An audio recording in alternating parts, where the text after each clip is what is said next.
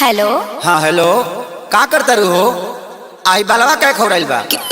और अजय में से कौन हकरा बहनी के कहाँ के हो? केहू ना हो, हम आनर है नंजैया खानी मारे लगे अभी।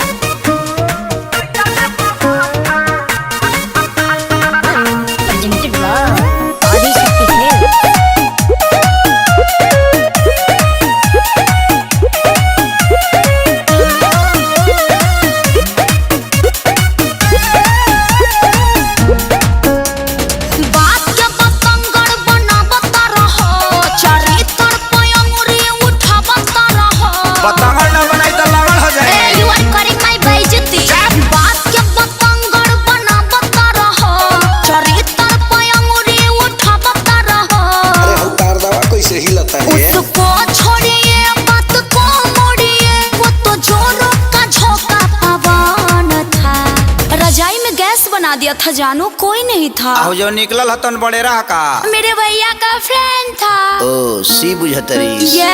शुरू से ही तेरा बिगड़ा रहा माजी। सच्ची सच्ची बता दे कि रजाई में कौन था। शुरू से ही तेरा बिगड़ा रहा था। सच्ची बता दे कि रजाइया में कौन था। मेरे भैया का फ्रेंड था। गुरबा कोई हदर मारा ना भी जाने जाने दोनों जाए दिया ओकरा के खाए दी।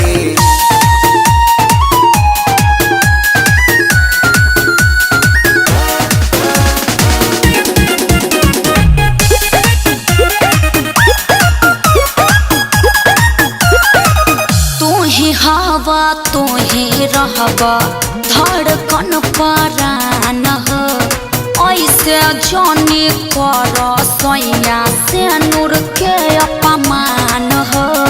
यू आर वेरी गंदा।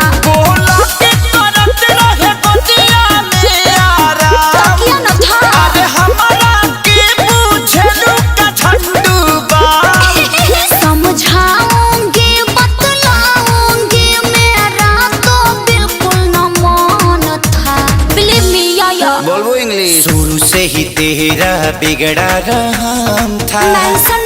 सच्ची सच्ची बता दे कि रजाई में कौन था। शुरू से ही तेरा बिगड़ा रहा था। सच्ची बता दे कि रजाई में कौन था।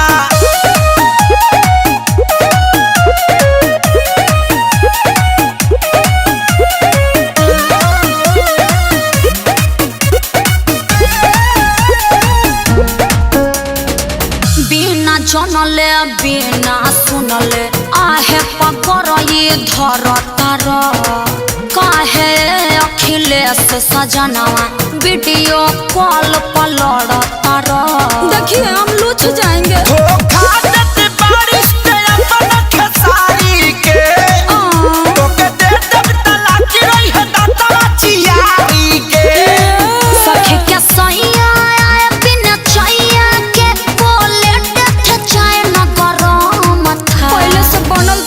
गरम नहीं था। तुमको समझाना पति का धर्म था।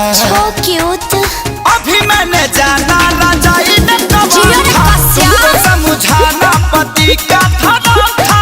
अभी मैंने जाना रजाई में कौन था। अरे रैंडम मचा के बजावा लो का फेर में पड़ल बड़ा। अब रजाई नॉट अलाउड। अगला महीना से पूरा प्रसूत आदमी बन जाएबो।